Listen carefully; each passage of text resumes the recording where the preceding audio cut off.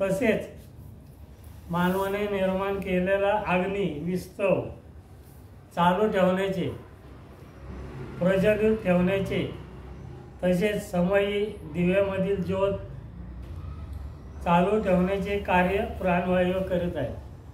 आपण देवापुढे दिवा लावला, बरोबर, तो दिवा प्राणवायूमुळे चालू आहे. आता त्याच्यावर तुम्ही काय ठेवलं तर त्याला प्राणवायू नाही मिळणार, मग तो दिवा विझून जाणार. समय असो, दिवा असो, काही असो, प्राणवायू असेल तरच तो दिवा चालणार. तुम्ही मेणबत्ती लावा, त्याला प्राणवायू मिळाला तर ती मेणबत्ती जळती, अगरबत्ती जळती. प्राणवायू नाही मिळालं तर ते विझून जाते. ते प्राणवायू त्यांचं कार्य करीत आहे.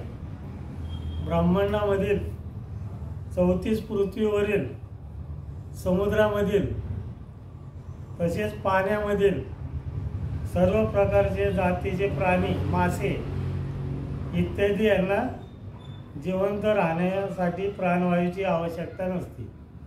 म्हणजे पाण्यामधील जे प्राणी आहेत, पाण्यातले जे वनस्पती आहेत, समुद्रातले, नदीतली जी झाडं आहेत, वनस्पती आहेत, मासे आहेत, त्यांना जिवंत राहण्यासाठी या प्राणवायूची आवश्यकता नसते.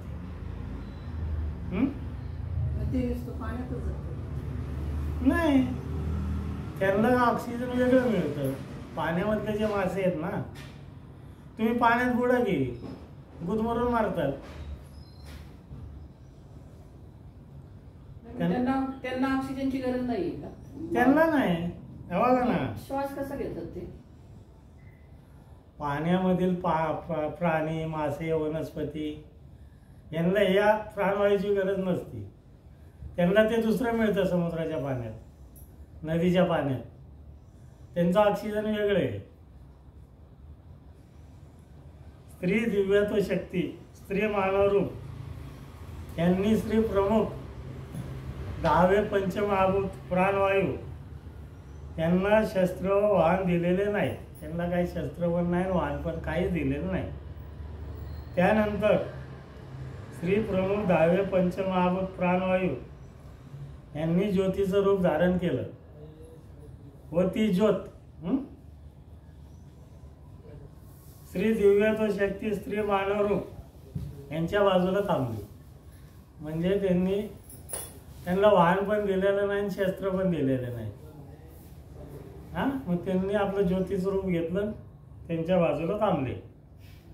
स्त्री दिव्यत्व शक्ती स्त्री मानवरूप वातावरणामध्ये उभे राहिलेले असताना त्यांच्या उजव्या डोळ्यामधून एक ज्योत प्रकट झाली व त्या ज्योतीने स्त्री प्रमुख 11वे पंचमहाभूत कोळसा या नावानं रूप धारण केलं.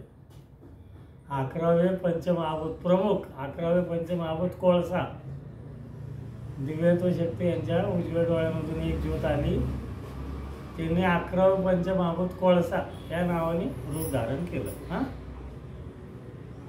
श्री प्रमुख 11वे पंचमहाभूत कोळसा यांचे संपूर्ण शरीर आपण पाहतो तो कोळसा हे शरीर आहे. आपण जो कोळसा बघतो ना, म्हणजे दगडी कोळसा चमनी खालचा, तेच त्यांचं संपूर्ण शरीर आहे. कोळसा हे शरीर त्यांचं. श्री प्रमुख 11वे पंचमहाभूत कोळसा यांनी लगेचच परत ज्योतीचं रूप धारण केले व त्या ज्योतीने मगर मादी प्राणी हे रूप धारण केले. म्हणजे दिव्यत्व शक्ती स्त्री मानव रूप आहे. त्यांच्या उजव्या डोळ्यामधून एक ज्योत आली, त्या ज्योतीने कोळसा हे रूप धारण केलं. त्यांनी परत ज्योतीचं रूप धारण केलं कोळशाने. आणि त्यांनी मगर असते ना, पाण्यातले मगर मादी प्राणी हे रूप धारण केलं त्या कोळशाने. हे ते चालू आहे का बघ, 5 मिनिटं झाली की बघ. श्री प्रमुख 11वे पंचमहाभूत कोळसा यांचे संपूर्ण शरीर आपण पाहतो त्या मगर मादी प्राणी यांची शरीर आहे. म्हणजे मगर जे असते ना आपण बघतो ते संपूर्ण शरीर त्यांचं आहे. फक्त त्यांना आपल्यासारखे 2 हात आहेत. आपल्यासारखे 2 हात आहेत त्यांना. व दोन्ही हाताच्या तळव्यांना आपल्यासारखी 5-5 बोटे आहेत. दोन्ही हाताच्या तळव्यांना आपल्यासारखी 5-5 बोटे आहेत व